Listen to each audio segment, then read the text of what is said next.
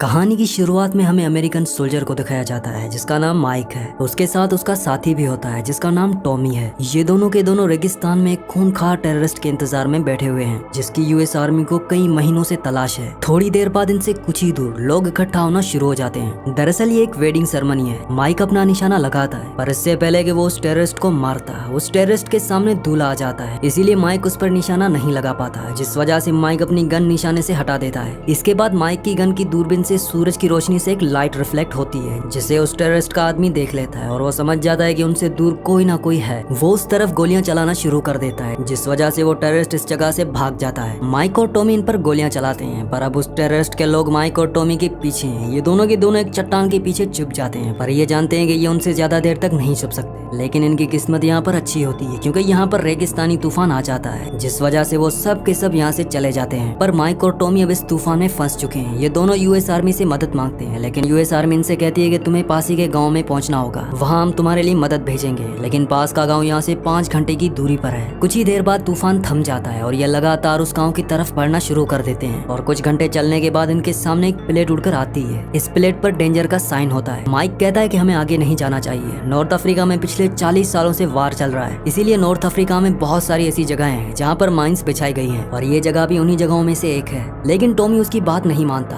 Tommy कहता है कि यहाँ से गांव बहुत ज्यादा दूर नहीं है, हमारे पास 2 ऑप्शन है, या तो हम प्यास से मर जाएं या गांव पहुंचकर अपनी जान बचा लें। हालांकि माइक आगे नहीं बढ़ना चाहता पर उसके पास कोई भी ऑप्शन नहीं होता। टॉमी माइक से आगे चलना शुरू कर देता है उसे ये जताने के लिए कि यहाँ पर कोई भी माइंस नहीं है। पर तभी उसका एक पैर माइन पर आ जाता है जिस वजह से एक जोरदार ब्लास्ट होता है और उस ब्लास्ट में टॉमी अपने दोनों पैर खो देता है। माइक उसकी मदद के लिए जैसे अपना एक पैर आगे बढ़ाता है तो उसे क्लिक की आवाज आती है। वो समझ जाता है कि उसका पैर भी माइन के ऊपर आ चुका है और अगर उसने अपना पैर हटाया तो वो भी ब्लास्ट में उड़ जाएगा। पर वो अपने दोस्त की मदद करना चाहता है। वो टॉमी को कहता है कि रेडियो पर आर्मी से मदद मांगो, पर टॉमी को इतना दर्द हो रहा होता है कि वो अपने आप को हिला भी नहीं पा रहा होता। वो सबसे पहले अपने आप को पेन किलर का इंजेक्शन लगाता है। इसके बाद वो रेडियो पर कॉल करने की कोशिश करता है पर अभी भी उसके जिस्म में बहुत ही दर्द हो रहा होता है, इसीलिए उसे कुछ भी समझ नहीं आता और उसका राब्ता भी नहीं हो पाता। अब माइक के पास कोई भी रास्ता नहीं है। वो अपने दोस्त को इस तरह से मरते हुए नहीं देखना चाहता, इसीलिए वो टॉमी से कहता है कि मैं आगे बढ़ रहा हूँ। ये माइंस बहुत पुरानी है, इनमें जंग लग चुका होगा, हो सकता है कि मेरे पैर हटाने से ये ना फटे। पर टॉमी नहीं चाहता कि उसका दोस्त आगे आए और अपनी जान दे, इसीलिए वो अपनी जेब से गन निकालता है और अपने आप को गोली मारने से पहले कहता है कि तुम्हें जिंदा रहना होगा। और ये कहने के बाद वो अपनी जान ले लेता है। और अब माइक यहाँ पर अकेला फंस चुका है। उसे कुछ भी समझ नहीं आ रहा होता कि उसे क्या करना चाहिए। वो सबसे पहले अपने दिमाग को रिलैक्स करता है। इसके बाद वो रेडियो के बैग को एक कुल्हाड़ी से अपने पास खींचता है पर वो देखता है कि रेडियो की बैटरी पूरी तरह से खत्म हो चुकी होती है और रेडियो की दूसरी बैटरी टॉमी के जेब में है। पर माइक यहाँ पर रेडियो की बैटरी को सोलर एनर्जी से चार्ज कर लेता है। इसके बाद वो अपने बेस पर कॉल करता है और उन्हें पूरी सिचुएशन बताता है। वो कहता है कि मुझे मदद चाहिए, मेरा साथी भी मारा जा चुका है। उसका सीनियर कहता है कि इस वक्त जहाँ पर तुम हो वहाँ पर बहुत बड़े रेतीले तूफान चल रहे हैं, इसीलिए हम तुम तक हवाई जहाज नहीं भेज सकते, पर हम एक टीम तुम्हारी मदद के लिए तुम तक भेज रहे हैं। पर उस टीम को वहाँ तक पहुँचने में 52 घंटे लगेंगे। मतलब कि अब माइक को यहाँ पर अकेले ही 52 घंटे रहना पड़ेगा। माइक अपने सबसे अच्छे दोस्त टॉमी की मौत से पूरी तरह से टूट चुका है। वो किसी भी तरह से यहाँ से निकलना चाहता है पर इससे पहले कि वो कुछ सोच पाता उसकी तरफ एक बहुत बड़ा रेतीला तूफान आ रहा होता है। वो अपनी गन को जमीन के अंदर दसा लेता है ताकि तूफान में वो हिल ना पाए, क्योंकि तूफानी हवा यहाँ पर इतनी तेज होती है जो इंसानों को भी उड़ाकर ले जाती हैं। अब तूफान माइक तक पहुंच जाता है पर उसने अपने मुंह पर कपड़ा लपेटा होता है, साथ ही उसने अपनी आंखें भी बंद करके रखी होती है, इसीलिए उसे ज्यादा नुकसान नहीं होता। और जब तूफान उसे होकर गुजर जाता है तो वो अपनी आंखें खोलता है और वो देखता है कि उसके दोस्त टॉमी की बॉडी उड़कर उस तक पहुंच चुकी है। वो टॉमी की जेब से रेडियो की बैटरी निकालता है पर यहाँ पर उसकी किस्मत अच्छी नहीं होती क्योंकि उसके रेडियो का बैग अब उससे दूर जा चुका है और अब ये बैटरी उसके किसी काम की नहीं। अब तक उसका पानी भी खत्म हो जाता है। माइक भूखा है, प्यासा है। 52 घंटों तक उसे यहाँ पर इंतजार करना है। पर जैसे जैसे वक्त गुजरता जाता है वैसे ही उसका सब्र टूटता जाता है। वो अपनी गन निकालता है और आसमान में कई गोलियां चलाता है, साथ ही मदद के लिए चिल्लाता भी है पर दूर दूर तक कोई भी नहीं होता।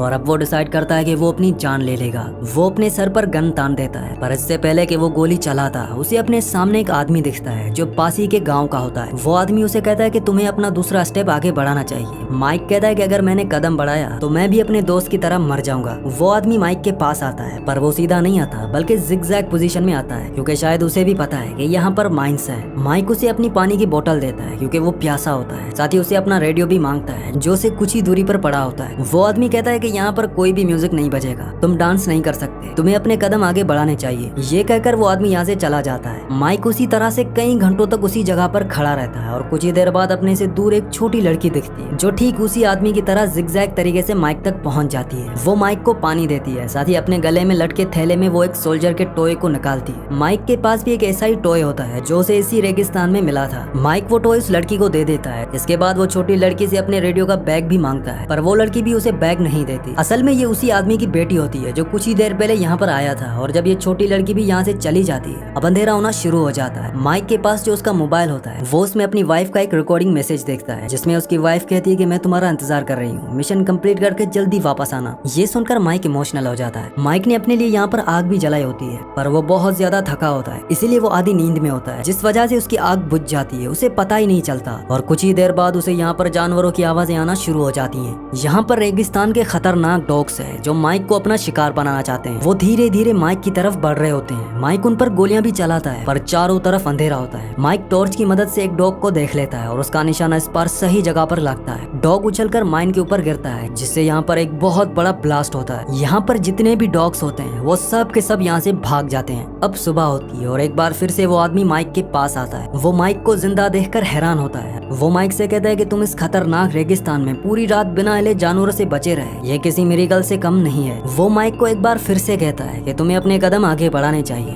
पर माइक उसकी बात नहीं मानता। माइक उस आदमी से कहता है कि तुम्हें पता है कि माइंस कहाँ पर है, इसीलिए तुम जिगजैग तरीके से यहाँ पर आते हो। वो आदमी उसे कहता है कि मुझे नहीं पता कि माइंस कहाँ पर है, पर अगर मैं सीधा सीधा चलते हुए आया तो कभी ना कभी मेरा पैर माइन के ऊपर आ ही जाएगा, इसीलिए मैं जिगजैग तरीके से यहाँ पर आता हूँ। माइक उसे अपना रेडियो मांगता है। वो आदमी उसे उसका रेडियो देकर वहाँ से निकल जाता है। माइक को अब हेलुसिनेशन होना शुरू हो जाते हैं। उसे अपना फ्रेंड टॉमी दिखता है जो माइन के फटने से अब इस दुनिया में नहीं रहा। टॉमी उसे कहता है कि तुम अभी तक यहीं पर खड़े हो, तुम्हें घर वापस जाना चाहिए, तुम्हारी वाइफ तुम्हारा इंतजार कर रही है। माइक को अपनी सारी गलतियां याद आ रही होती है जो उसने की होती है। उसने अपनी वाइफ के साथ अच्छे से बिहेव नहीं किया। जब उसकी वाइफ को उसकी सबसे ज्यादा जरूरत थी तब वो उसे छोड़कर अपने मिशन पर चला आया। अब एक बार फिर से रात हो चुकी है और चारों तरफ वही खूनखार डॉग्स जो एक रात पहले माइक को मारना चाहते थे, वो माइक के ऊपर हमला कर देते हैं। माइक पूरी रात उन डॉग से लड़ता है। वो कई डॉग्स को मार देता है। सुबह होने के साथ माइक अपनी घड़ी को देखता है। अभी भी उस तक मदद पहुंचने में 7 घंटे बचे हैं। मतलब कि माइक को इस रेगिस्तान में फंसे हुए पूरे 45 घंटे हो चुके हैं। 45 घंटों से वो एक ही जगह पर है। वो एक कदम भी आगे नहीं बढ़ा। अब माइक के रेडियो पर उसके सीनियर का कॉल आता है। उसे बताया जाता है कि जो टीम उसकी मदद के लिए आ रही थी वो टीम अब वक्त पर नहीं पहुंच पाएगी। वो 10 घंटे लेट है, मतलब कि उसे 17 घंटे और इंतजार करना होगा। वो माइक से पूछते हैं कि क्या तुम ये कर सकते हो? तब माइक कहता है कि नहीं। तब उसका सीनियर कहता है कि कोई तुमसे बात करना चाहता है, और दूसरी तरफ उसकी वाइफ की आवाज आती है। माइक उसे माफी मांगता है। वो कहता है कि मुझे यहाँ नहीं आना चाहिए था, मुझे तुम्हारे साथ होना चाहिए था। मैंने अपने हर वादे को तोड़ा। जो चीजें खूबसूरत थी मैंने उन्हें बिगाड़ दिया। हर एक अच्छे पल को बुरे पल में बदल दिया। यहाँ पर माइक को अपनी वाइफ अपनी आंखों के सामने सोफे पर बैठी हुई दिखती है। ये उसका वहम होता है। वो अपना हाथ आगे बढ़ाता है। माइक बहुत ज्यादा थका हुआ होता है, इसीलिए वो आगे की तरफ गिरने लगता है, पर इससे पहले कि उसका माइंड से पैर उठता है यहाँ पर वही आदमी आकर उसे पकड़ लेता है। वो उसे बताता है कि एक बार मेरा पैर भी माइंड के ऊपर आ गया था, जिस वजह से मेरा पैर मेरे जिस्म से अलग हो गया। जब मुझे हॉस्पिटल ले जाया गया तो वहाँ पर एक गाना चल रहा था, You got to keep moving on। तुम्हें हमेशा आगे बढ़ते रहना चाहिए। पर मैं उस गाने को नहीं सुन रहा था। मैं सिर्फ अपने पैर के बारे में सोच रहा था। मैं सोच रहा था कि अब मेरा फ्यूचर पूरी तरह से खत्म हो गया है। तब वहाँ पर एक नर्स आई। उसने मुझे देखकर स्माइल की। इसके बाद वो मैंने गाना सुना, तुम्हें हमेशा आगे बढ़ते रहना चाहिए। इसके बाद मैं अपनी वाइफ से मिला। उसने मेरी देखभाल की, हमारे बच्चे हुए। कभी कभी बुरी चीजें भी जिंदगी में अच्छी चीजें ले आती हैं, बस हमें कभी भी हिम्मत नहीं हारनी चाहिए। मैं यहाँ से माइंस निकालता हूँ जिन्हें मैं बेचता हूँ, और माइंस निकालने के बाद वहाँ पर हम टिन के डब्बे डाल देते हैं ताकि आर्मी को ये पता ना चले कि हमने यहाँ से माइंस निकाल दिए हैं। माइक उसे कहता है कि मैं तुम्हारी बेटी से मिल चुका हूँ, वो बहुत खूबसूरत है। वो आदमी उसे बताता है कि कुछ सालों पहले माइन के फटने से मेरी बेटी की जान चली गई। ये सिर्फ मेरा एहसास है जो तुम मेरी बेटी को मेरे साथ देख सकते हो। इस जिंदगी ने मुझसे बहुत कुछ छीना है, पर जिंदगी चाहे कितनी भी बेरहम क्यों ना हो, हमें हमेशा आगे बढ़ते रहना होता है। इसके बाद वहाँ से वो आदमी जाने लगता है। माइक को उसके साथ उसकी बेटी भी दिखती है, पर कुछ ही पलों के बाद उसकी बेटी गायब हो जाती है। माइक को इसके बाद दोबारा वहम होना शुरू हो जाता है। उसे अपने बचपन की याद आती है जब उसके डैड उसकी मॉम को और उसे मारते थे। साथ ही उसे वो पल भी याद आता है जब उसकी मॉम हॉस्पिटल में अपनी जिंदगी की आखिरी सांसें ले रही थी। उसकी मॉम ने भी उसे कहा था कि तुम्हें जिंदगी में लगातार आगे बढ़ना होगा, पर माइक का वहम बहुत जल्दी टूट जाता है क्योंकि उसे एक गोली लगती है। दरअसल जिन लोगों को वो मारने के लिए यहाँ आया था वो लोग उसे ढूंढ लेते हैं और उस पर लगातार गोलियां चलाते हैं। माइक बहुत बहादुरी से और